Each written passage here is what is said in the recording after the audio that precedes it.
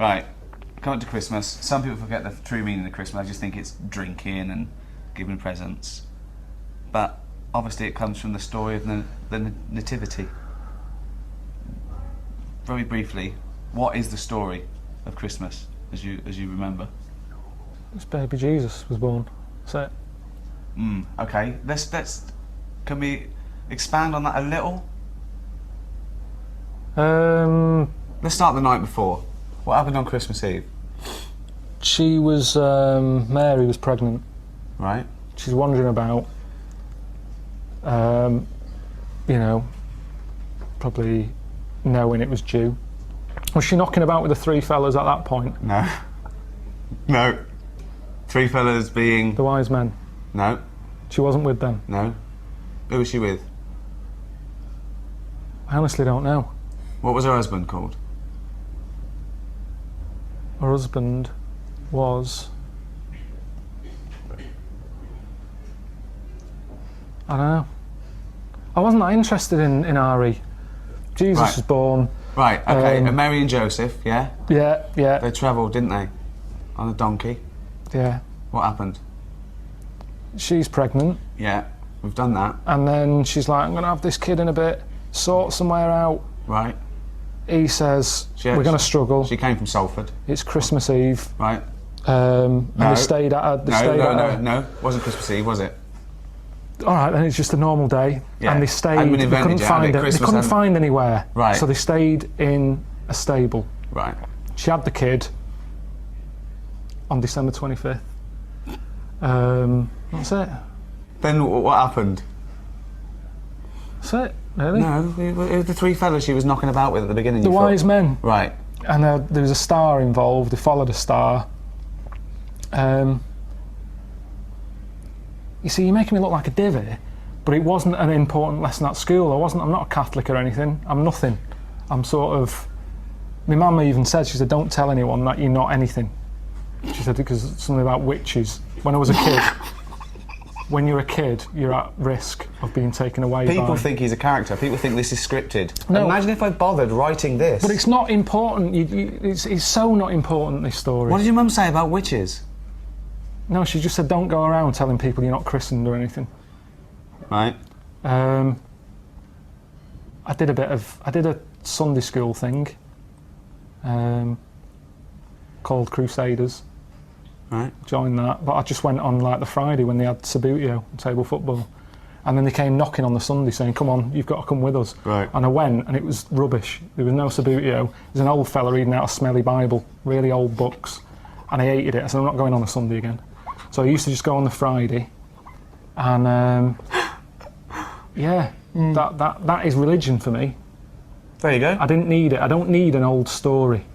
Final thoughts? What does Christmas mean to you then, Carl? If you don't like old stories, what does Christmas mean to you? Just look down and tell people what they should be thinking of this Christmas. What does it mean to you? It's hassle, isn't it, Christmas? Got to buy presents. The meal's all right. The food's all right. It's the best, isn't it? If the roast dinner is the, the king of meals, surely the Christmas roast is the king of roasts. Yeah. Christmas. I could do without it. If someone said we're getting rid of it, I'd go all right. I don't like all the build-up. I don't like that bit in between Christmas and New Year when nothing's happening. That's a dead week.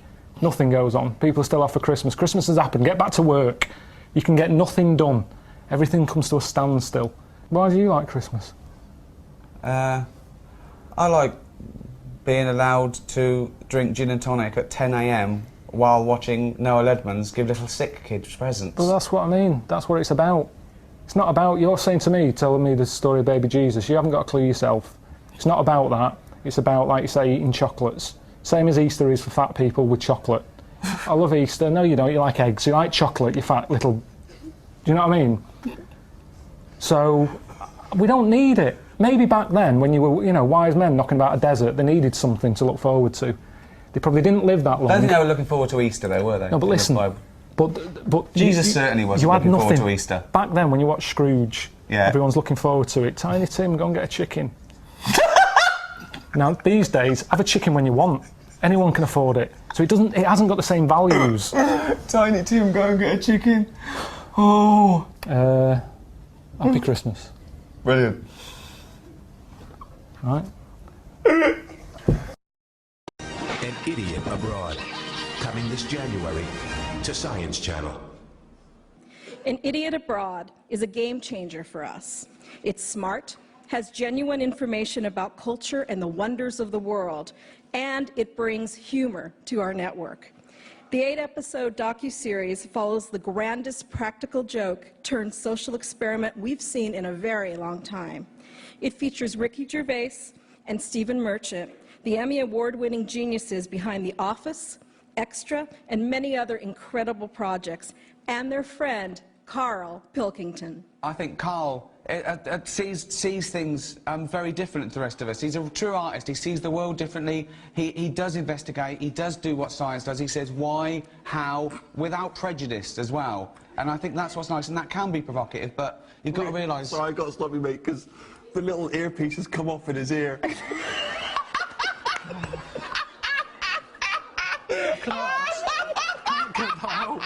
can't get it out. He's scarified. He's terrifying people. Oh my God, it has come out! All right, don't panic. Calm down. Calm down. So, can you hear us, or is it still in there, or is it? He's stuck in there. But can you hear us? Can we get some tweezers? I can hear it. Can you hear it? Yeah. Okay, right. This happened once. He went to the shops, and he with it, and he had an earbud sticking out, and he didn't know till he got home and looked in the mirror. He'd been shopping with an earbud. Just. So there's the science. How does this man function, for Christ's sake? That's the science. You got it. It's all right. We're okay. It's out. For Karl, just to follow up on that, I mean, I know these guys, like, they're your mates and stuff, but don't you get sick of them calling you a moron? Yeah.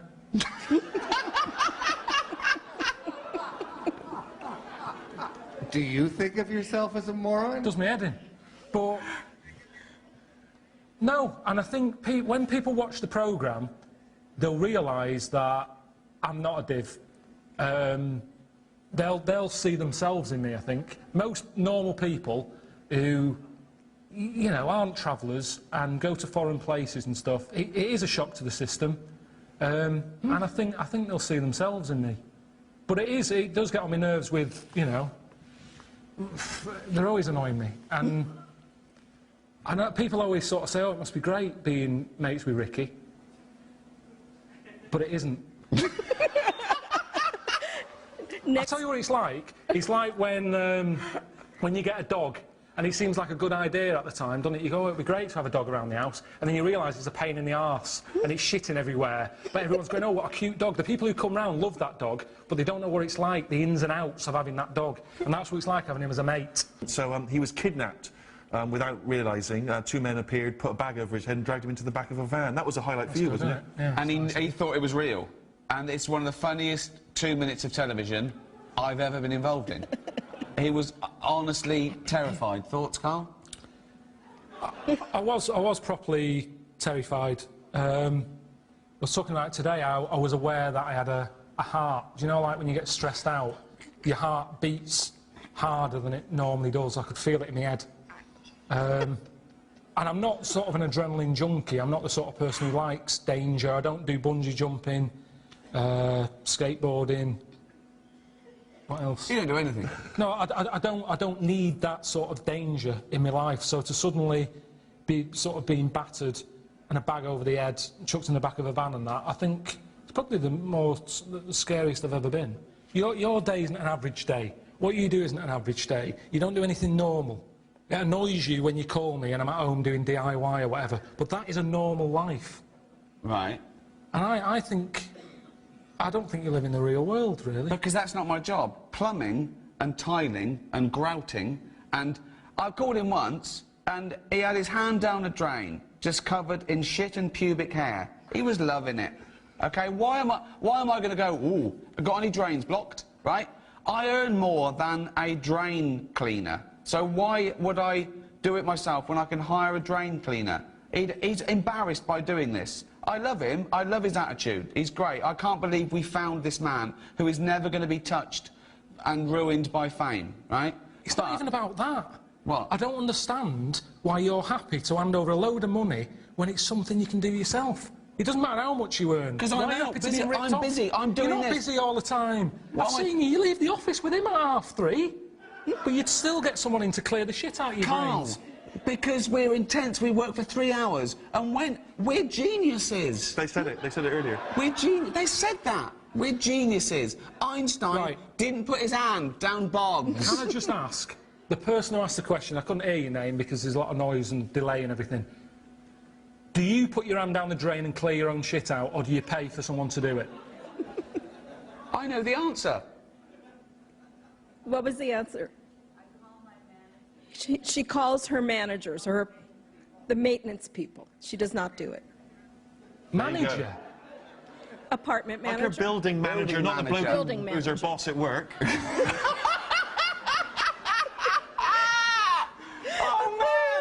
Okay, we have Amazing! That's the science right here. How does it function? How has it lived for 38 years? We don't know. Let's ask science. For Carl, Carl, if they're going to see you as sort of a lovable moron, how would you describe Stephen and Ricky? Are you the real brains of this operation? Or? I've always described Steve as weird. That hasn't changed in the 7 years I've known you. What? Why is he weird? It's just when I first met you, the look of you. There's no point, you know that, I've told you time and time again, it was just a shock. The height, it didn't help because you're next to something that's smaller than the norm anyway. So you two came in, it was a shock. I've got used to it now. If I don't see you for a few weeks now and again, I sort of go, bloody hell. But I've got used to it. But I'd say strange is the description for Steve. With Ricky, I kind of think like an iron lung. that I sort of need him, but I wish I didn't.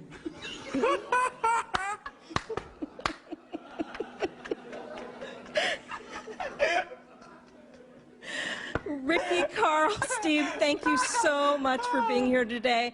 An Idiot Abroad. Coming this January to Science Channel. Karl Pilkington, good afternoon. All right, what's going on? You all right, mate? Yeah. I just thought, I'm grouting. Up a ladder, phone keeps ringing, eight missed calls. I'm thinking, well, it must be important. Someone died or something. Well, hold on, though. A fella saying, come on the radio. I don't Trying understand. to get on the radio all week to plug the DVD, which is out now in Idiot Abroad. Nobody was interested. Suddenly you're on, you say call him up, but everyone's got to start panicking, getting me on the air. What?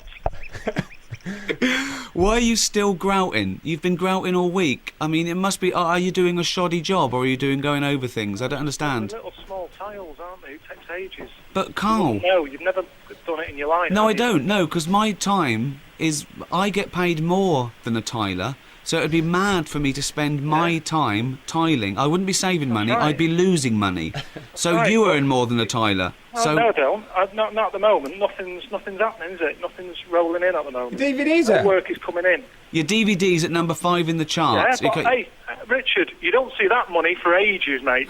Honestly, nothing happens. He's so annoyed. He was annoyed, right? We've just got an animation on in America, Canada, Scandinavia, Australia, right? Channel 4, right? Being second series being made. Yeah. All those things. Yeah. He's Amazing. going. When are we getting paid? When are we getting paid? He thinks it's going to come every week in a little brown envelope with gum on it. No, it doesn't. I don't know how long I'm going to be around for. And anything else, like you say, if I was a tiler, I'd do the tiling, and then the person would pay me. Right. But in this line of work, everyone's always quite ready yet. The money's in a pot. Where's the pot? Where's the money? It just annoys me because someone could buy it Karl, who's signed this off. Karl. And That was a metaphor. There's no real pot. When they said, "Oh, it's got to go in the pot," they meant all those DVDs. They go in there and they feel what the profit is, and then we get a profit share. Most people don't get a profit share. You have walked into this job under the wing of me and Steve Merchant. You should be so lucky. You've had the easiest ride of anyone in entertainment ever in the history of the world. it's not good, though. Everyone keeps going, oh, you must be a millionaire. No, I'm not, because the money's split So many hands are out. Every job I do. Ricky and Steve weren't away with me when I was abroad, yet they get a big bib of it. They've got their hand out. Their agents have got their hands out. I am not a millionaire, so let's get that out there. I'm skint at the moment. No money's coming in. I've just been on the phone then. The reason I didn't answer one of the 8 calls that I've just had is because I was on the phone to the electric people, giving them a meter reading. They all want paying on time. I can't just tell them, oh, the money's in the pot. The tax man. The money's in the pot. You can have it when I get the pot. I don't know when I'm getting paid. That's how it works. I'm sick of it. Good, well, thanks very much, Carl. Yeah, thank you, Carl. Carl, what room are you grouting? Just in the kitchen. It's in the kitchen, right, okay. But what are you, is it all tiled? It must be like being inside a bath. No, there's one wall that there was tiles up. I pulled some off. The wall underneath was damaged, so I thought, right, I best not pull them all off. But what I'll do, I'll get my Dremel out. I'll take out all the grout. You what? The Dremel. It's like a tool that you use for getting the grout out. Right. Take out all the grout. Put new grout in, they look as good as new. Thanks, anyway, Carl. time for the news. He knows the format of 5 Live. Thank you, Carl. Bye-bye. Carl, we're often accused of bullying you. This is a recurring thing, isn't it, that we bully you? But both of us, and Ricky in particular, is always concerned about your well-being, particularly in Alaska, if you recall. You are not going to be eaten by a polar bear. But when you had your medical, I found out that you didn't let them test your prostate. Did you? No. No. But that's... Why not? In the UK alone, more people die every year from prostate cancer than being savaged by a polar bear. It's a bit of a weird time to bring it up when I'm in the middle of nowhere. It's one of the biggest killers, right? And that's just a simple test. So a doctor pops his finger up your anus and he goes, yep, you're all clear. And that's you relaxed for another year. I don't understand why you're suddenly caring about this now. I've got little battery left on this phone. I'm wearing the battery out. If something happens, I'm dead. Right. He's my best mate. Sue me. I'm worried about him. Yeah. No, but why isn't there ever anything about how's your blood pressure? Or how are your feet? You're in the cold. Are you warm enough? No, it was none of that. It was, yes, I know. why don't you get a finger up your arse? Because often there are no symptoms. Well, I don't want it done. I know you don't, but it's good for you. So, can we bring the doctor out, please? Right, well, this is a waste of time then. This is Frank. This is Carl. Frank, how's it going? You all right? Good to see you. Is the consultant urologist at St Bart's? Yeah, St Bart's. Yeah. The thing about prostate cancer is you can be perfectly well and yet still have prostate cancer. And one of the ways that we can detect if that may be a problem is a rectal examination. The thing with just feeling... I don't want a finger up the arse, though. Wait, you keep going on about this. Right. I've told you time and time again. I mean, I presume there's a lot of ill people knocking around that Frank should be looking at. Instead, he's here debating with you two whether he's going to shove his finger up my arse. How long will it take if you did it now? If you went... No, wait, how long would it... 15 seconds. 15 That's seconds? a long time, as far as I'm concerned. What are you looking for? What we're looking for, OK, there's 2 things we're looking for. One is the size of the prostate gland. Number 2, it's the consistency of it. In other words, what it feels like. It's a quick, simple thing to do. Carl, can I tell you what's going to happen? It's going to be about 10 seconds. He's going to say, you're all clear. You're going to say, what was the fuss about? And you know you haven't got prostate cancer. But not today. There's no better time. Maybe it's that you and I and the cameras and that are making it a bit intense. Oh, maybe if they went privately to another We've got a private room. it. We've got a private room. Right, you wait here then. You stay here. I don't want you following Wait me. here. Frank, do you want to follow Carl? Can you show Frank and Carl to a private room? Thanks. You may as well check his testicles while you're there. So what's the rules here? I mean, I know it's an important thing to have done. Yeah. But it's just the way they go about it. I've been travelling around the world in dangerous places. They've never cared about me before. Yet today they keep going on about having this done. Men are embarrassed about these things, you know. We're not used to these things. But for the sake of something that really is very quick and painless, we're talking about potentially saving a life. And before you know it, it's done and it's over. I know, but it's just It's day in, day out. That's what you do, seriously, every day? Yeah. Every day of my working life, that's what I do. And are you going to move up and get to do something better, or is this your future now, just sticking your finger up a fella's arse? It's just part of the job, you know. A lot of time I spend in operating. A lot of time I spend in clinics. So how many people are you doing a day? 10 to 20 maybe. And which finger is it? Is it a big one or a little one? It's the index finger. Why is that? Why not just a little? Because the prostate lies a little bit in. Get your hand. You just couldn't do that with your little finger. So you're going round a corner. You've got to go in and round. You've got to go in and then a slight twist. It's the thought is worse than the actual delivery. Let's put it that way. It's the thought of it. All right. And okay. Let's do it then. Let's do it. Do you wear gloves? Oh, yes. Do you know Richard Blackwood? Yes, the comedian. Yes. Yeah, he had a colonic on telly. Never seen again. I think that's far worse. So rest your shoulder pillow. Then what you need to do is you need to bend your knees up. Yeah. You need to pop that arm over there. So what I'm going to do, I'm just going to get some lubricating gel.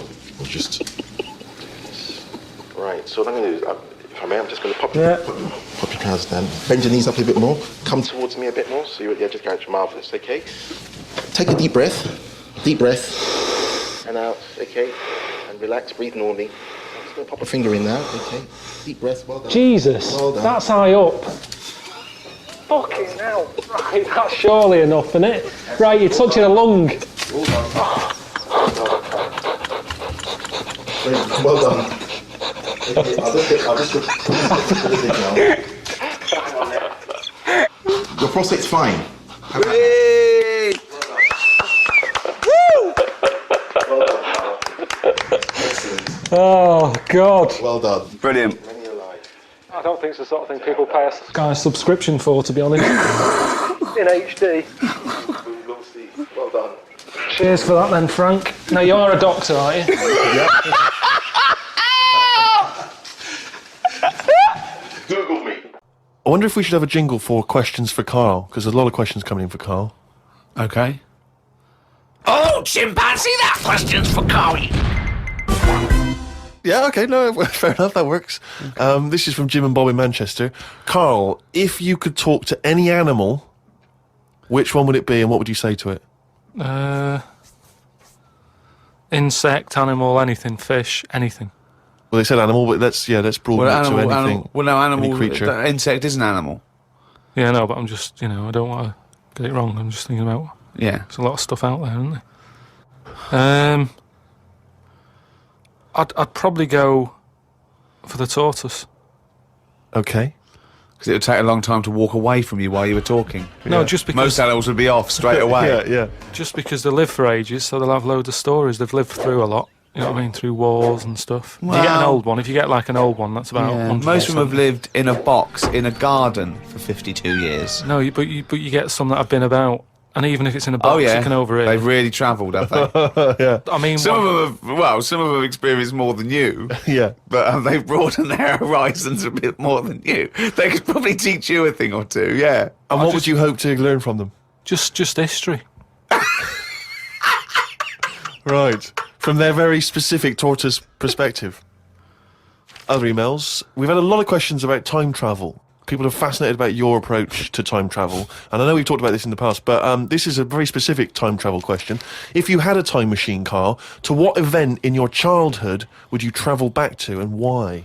What's the point in going back to things that you thought... No, it's just that it's never as good, is it? It's like a place you go on holiday and you go back thinking it'll be as good as the first time. It never is. So I don't believe in going back to places. What do you understand the question as? Do you think they're asking, would you go back like a ghost and spy? Would you go back and you've got your childhood back? You are that child again. You're in the body. You are the child, or you've got your adult head and experiences. Rick, I really don't think Carl was thinking there was any of those variations. Let's be honest. But now that you've flagged them up, I think he was thinking of him as he is now in school with a cap on. yeah. But too big for the chairs. yeah. Come on. No, I don't think I would go back. It's all happened now, isn't it? Yeah, but it's an email for our own amusement. Well, okay. Choose an event. Okay, forget the time travel thing. No, hang on. I think let's clarify one of Ricky's points. What if you could go back and you could live that moment again? How would you do it differently? There's been times where I've gone, oh, that was a bit out of order or whatever. But then you learn from your mistakes, don't you? So I don't want to go back and change stuff, because it's like that thing that they go on about, innit, where they blame the butterfly on an earthquake. You know, it's going to happen. If it wasn't that butterfly, it's another one. So why pass the buck, is what I'm saying. So you've got no regrets. There's nothing in your past you'd want to change or do differently? What about if you went back and you spied like a ghost on something? You couldn't change anything, but you could have a look at someone and just sort of look like what? like Ebenezer Scrooge does at the Ghost of Christmas Past. He goes back and he's sort of like looking at himself dancing and stuff. What would you do? What would you go back and have a look at? Yeah, but you're asking me to change. I don't want to change. You're not changing, you're just observing. It's impossible. All right, I tell this you what. question, it's not going to happen. You're not going to have to do this. It's impossible. Right, yeah, I nearly died once, didn't I, on an ice pop. Right. Right. Now, maybe if I would have died, I'd say, well, let's go back to that, and I won't have an ice pop. You wouldn't be doing the podcast if you'd have died. You wouldn't be having this email put to you. What are you That's absurd. You're now saying you're rewriting history and then going back to change it. Yeah. There's no need. You didn't die. And we've changed it. You can't change anything. You're just going to go back and watch them. Would you like to go back and watch yourself choking on a Mr. Freeze? No, that's what I'm saying. That's why I wouldn't go back now, because I'm all right. I haven't had one since. I've learnt a lesson. I'm not missing them ice pops. So I don't think you're making the most of this opportunity to fantasise. I don't see the point in going back in anything. I mean, do you mean go back in time to the point of you can see, like, Rome in its working day? What, in your childhood? Was Rome about when in your childhood? Were there gladiators in your childhood? Well, that's what I'm saying. Everything I've been through, so why see it again? Forget it. It was just a nice little question. I mean, that shows the lack of imagination in Karl Pilkington. Your mind can't fathom something unless it's, like, got two heads. But I don't see the point in doing something twice. Because the thing is, say if there's one good moment when I was about 6 that I loved, I'd then have to go through all the other 20 years. Again. Well, why? Why have you imposed that? It's a fantasy. Make it up. You could go back and come back again. Yeah, whiz back and fast forward 35 years. Nah. Brilliant. No. Like it was on offer. Like this was really on offer. Move on. Migrant workers in South China are wearing adult diapers on packed trains heading home for the New Year holiday because they've got no access to the toilet. Many supermarkets in this particular part of China have reported a 50% increase in sales of adult nappies for the train trips. Now, what do you make of that, Carl? You're on a long, long train journey, 3 hours, 4 hours. You know there's no toilet. You know you're going to need to go. Pop on a... Why isn't there any toilets? They just aren't on the trains. And they're a really long journey. Yeah. How long? Hours. Well, very long in China. It's a big country. I couldn't do that. I couldn't do it. I'd have to hold it in or something. Just like, I mean, when I was a young kid, I don't know how young you are when you wear a nappy and that, but I remember that I didn't like it, doing it in a pair of pants like that, a pair of nappies and that. And I used to have to, even when I was too small to sort of get up on the toilet and that, because you'd fall in. My mum knew that I didn't like nappies and that. I used to just go in the corner, just near the kitchen, in this thing that, like a litter tray. And I'd go there, and I'd do my thing. And, my mum used to say, oh, he's going there, don't look at him and that, because it put me off. You know, like cats don't like being watched when they do it. When they go in their litter tray in the kitchen. No, they don't like it. I tested it again. What are you, just like a little feral kid? Just running around and going to the litter tray, covering it up, and then running up the curtain and eating a sweet at the top of the pelmet? No, but nobody likes being watched, and that's what I'm saying. If you're sat on a train and you're knocking one out and that, and everyone's looking at you, I don't think it'll catch on. Well, it has caught on. They're all doing it. They're just sitting there. They're doing, they're reading the paper, doing Sudoku, and they're looking round when they're going. They're thinking, oh, no one knows I'm going. Everyone's thinking that, and everyone's going. I mean, what are we getting to? You know what I mean? What's going on in the world that this is happening? I know. I mean, people have always had to travel for ages. I just don't understand why there isn't a toilet on it. We're going backwards. We're going backwards. Aren't we? Why isn't there a toilet on it? Well, maybe there is, but maybe people are thinking the queue is going to take forever. If you've got 125 million people Yeah, but not everybody wants to go at once. I mean, I know Chinese and all that are like at the forefront of everything that goes on in the world, inventing stuff first, but this isn't one of the best that they've come up with. What have they invented then? The Chinese just Loads of stuff, haven't they? Yeah, They've well, done I loads of was stuff. going to ask you. You seem quite educated on the subject. But... They did them cat mop things that I told you about. Brilliant. I mean, this was where you put mops on the feet of cats, was that right? Yeah. And they Brilliant. wander about the house, clean up and that, wash the floor for you whilst they're pottering about. They've done like hats with umbrellas on them. They've done. I mean, they're known for like coming up with stuff first. Yeah, I mean, my first thought was gunpowder, but yeah, cats with mops is good as well. Well, now to one of our most popular features. I mean, this could even rival monkey news one day.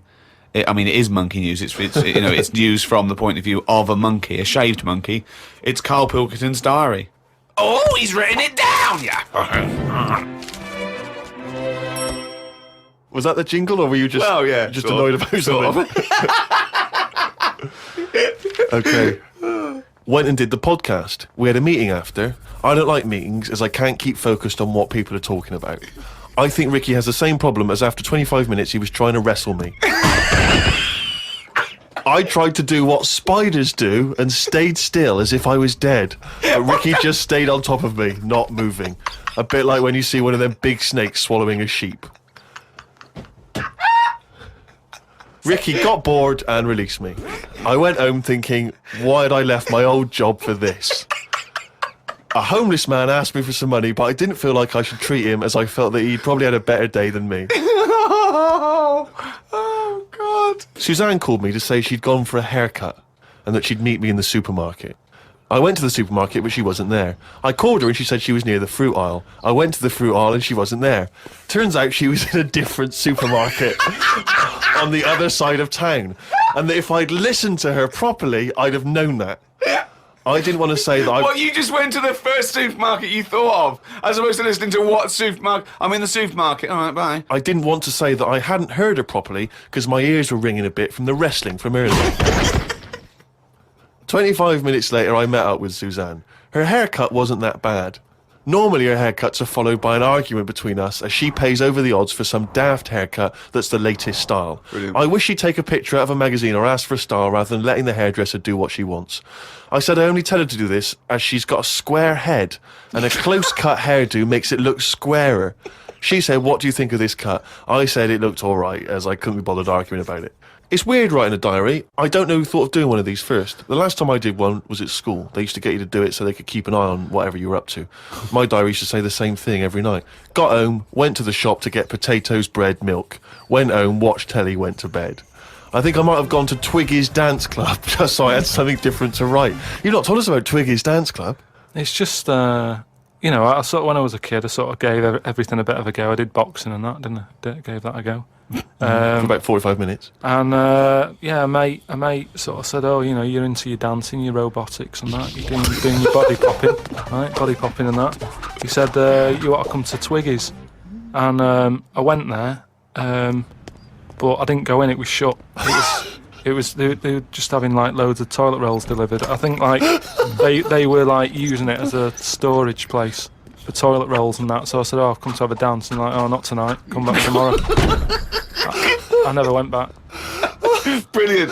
Next. What a waste of an anecdote. Right. Brilliant.